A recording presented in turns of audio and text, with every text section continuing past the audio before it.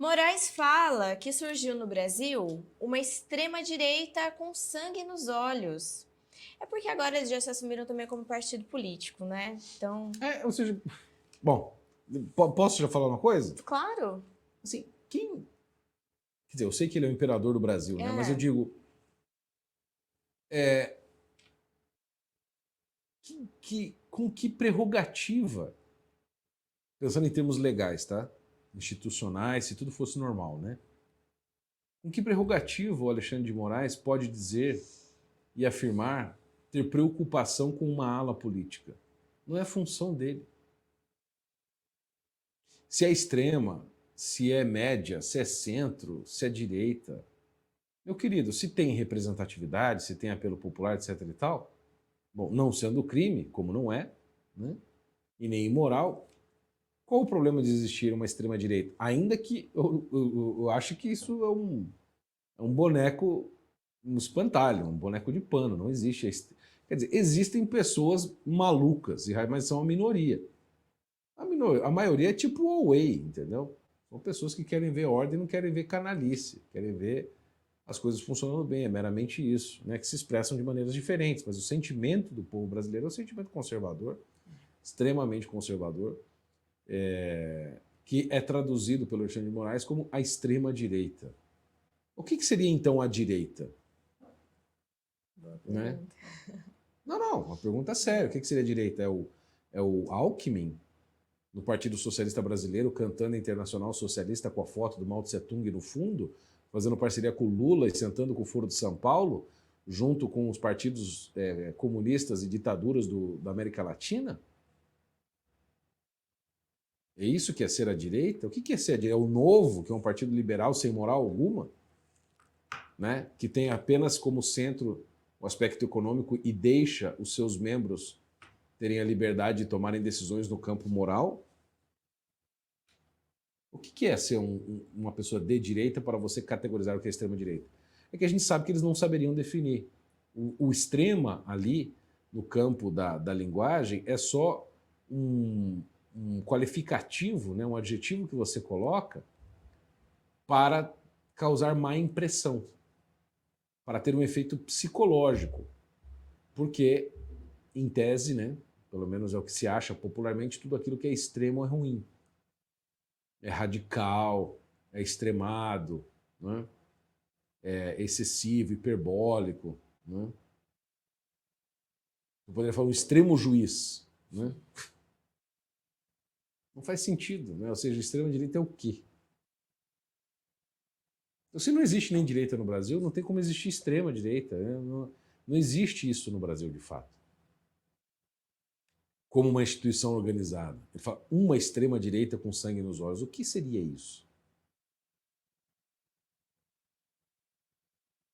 O único pretexto, talvez, que ele possa usar para sustentar com base na realidade isso seria o 8 de janeiro, mas assim, ali está cheio de problemas e suspeitas e uma série de questões que não foram plenamente analisadas na CPI, porque a direita ignorante, que foi avisada por nós, decidiu fazer essa CPI que nós avisamos que iria funcionar contra elas. O que aconteceu? Está funcionando contra eles, né? Então, agora está lá, ó, né? Eles têm um pretexto eterno, né? Agora, eles têm três grandes marcos, né? 1964, o impeachment da Dilma e o 8 de janeiro. São os grandes marcos da esquerda que eles vão usar em todos os discursos. Como eles já usam o golpe de 64, o golpe de 2016 e o golpe de 2023. A tentativa de golpe. Né? E aí a esquerda é coitadinha, vitimizada e é pacificadora, né? E que justifica todos os seus atos malucos. Né? Assim, essa explicação não tem sentido se o Manuel surgiu no Brasil uma extrema-direita. Mas por que surgiu essa extrema-direita? Qual O que é a explicação contexto dele? foi assim, ó, em uma audiência no Ministério Público Federal, realizada ontem, na quinta-feira, no dia 7, o ministro Alexandre de Moraes expressou seu repúdio ao surgimento de uma extrema-direita com sangue nos olhos, em resposta aos escândalos de corrupção do passado. Durante o evento, Moraes enfatizou que a corrupção representa uma chaga que mina os alicerces da democracia. Ele recordou abre aspas, abalo sísmico no mundo político, fecha aspas, provocado pela revelação de diversos casos de corrupção, destacando que esse vácuo resultou no ressurgimento da extrema-direita com ódio no Brasil. Vou abrir aspas aqui para o ministro. Todos os sistemas preventivos falharam. O combate à corrupção acabou criando um vácuo muito grande e gerou uma polarização, o ódio e o surgimento, não só no Brasil, de uma extrema-direita com sangue nos olhos e antidemocrática também. Fecha aspas. Diante desse cenário, Moraes defendeu a necessidade de mudanças para garantir maior segurança aos membros do Ministério Público Federal e do Judiciário no enfrentamento de casos de corrupção, tanto política quanto relacionada aos crimes organizados. Então, a tese dele é que a Lava Jato criou um vácuo político a partir do qual, no qual, né, a extrema-direita se inseriu e cresceu, né? Então significa o quê? Vamos aceitar a tese do Moraes. Que existia apenas no poder a esquerda. E quando existiu o combate à corrupção, abriu-se um vácuo. Então quem ocupava o poder à esquerda, abriu-se um vácuo, significa que era a esquerda culpada da corrupção. E aí surge uma extrema-direita, que, bom, não estava envolvida na corrupção. Com sangue nos olhos. Sangue nos olhos, meu querido, para quê? Eu posso dizer, eu estou com sangue nos olhos para comer uma picanha. Eu estou com sangue nos olhos para fazer justiça. Eu estou com sangue nos olhos para matar uma X ou Y pessoa.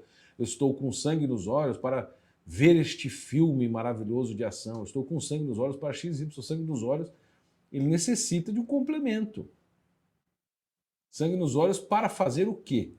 Sangue nos olhos explica e denota apenas uma grande vontade de fazer alguma coisa, um grande desejo. Né, intenso, né, a ponto de você chorar sangue. Então, o que a suposta extrema-direita, né, estava querendo? Por que ela ocupou o espaço deixado pela esquerda corrupta? Porque ela queria justiça. É muito simples. Porque ela queria justiça. E ela não ocupou um espaço. Ela adentrou no espaço que é, por direito de representatividade, seu. Porque sim, Alexandre de Moraes, em 2018, quem foi eleito foi o Bolsonaro. Significa que a maioria da população votou nele. E quando você olha a aprovação do Lula, mesmo nos institutos de esquerda, mas principalmente nas ruas e aonde quer que o Lula vá, ele não tem espaço e não tem público. Não existe, de fato, uma massa que apoia a esquerda. Existem essas instituições chumbregas que ainda detêm o poder como um Titanic deprimente, que não anda mais, mas conta com as glórias do passado.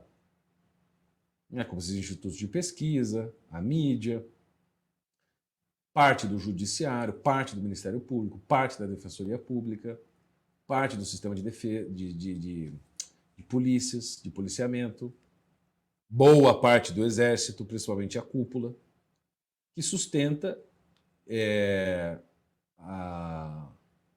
o rumo do Brasil, junto com o Supremo Tribunal Federal, os membros do Supremo Tribunal Federal. Mas a população não concorda com isso. Tanto que os ministros não andam livremente na rua, nem os políticos, principalmente de esquerda, não andam livremente na rua, porque não tem apreço do povo. Então o que aconteceu não é que surgiu a extrema-direita, é que ela apareceu, porque ela estava obumbrada. Sabe o que é obumbrada, Alexandre de Moraes? Obumbrada quer dizer escondida sob sombras. Sobre sombras, né? Sombras que encobrem. Umbra é sombra. Umbrada quer dizer sobre as sombras, debaixo das sombras. Ela estava obumbrada pelo domínio do discurso e da linguagem e do ensino e da mídia, etc. e tal, propagado por essas instituições que eu acabei de citar. E aí, a direita não tinha como aparecer. Dizer-se de direita era dizer-se louco, Era um xingamento até 20 anos atrás você falar que era conservador. Ou de direita, ou etc. Era uma coisa de maluco. Hoje em dia todo mundo fala isso com muito orgulho, tem camiseta, tem livro, blá, blá, blá. Então, tudo isso mudou. Mas não surgiu por causa do... Aí que tá, não surgiu na tese dele, que está 100% errada, no vácuo político deixado pela esquerda quando a esquerda foi detonada pelo combate à corrupção. Não, ela surgiu principalmente por causa da influência de um cidadão chamado Olavo de Carvalho, que é o patrono desse jornal. Se existe um ressurgimento, um renascimento, o pai da direita, o pai do conservadorismo brasileiro é o Olavo, que desde o final dos anos 80 e começo dos anos 90 está ensinando, publicando, falando, falou nos grandes jornais, falou na Folha, falou no Globo, falou no Diário do Comércio, falou em dezenas de lugares, universidades dentro do Brasil e fora do Brasil, sendo reconhecido pelas maiores mentes brasileiras, como Herberto Salles, como o Ariano Suassuna e tantos outros que admiravam a sua inteligência e a sua influência, principalmente filosófica, cultural, de análise crítica, de análise cultural, de crítica cultural, de produção filosófica, produção linguística, psicológica, etc. e tal, e também, marginalmente, no campo do aspecto da preocupação política diária. Então, a extrema-direita, ou vamos chamar assim, ou a direita, ou os conservadores, não surgiram no vácuo deixado pela esquerda, porque essa gente só pensa em política. No campo da política, até pode ser que seja assim.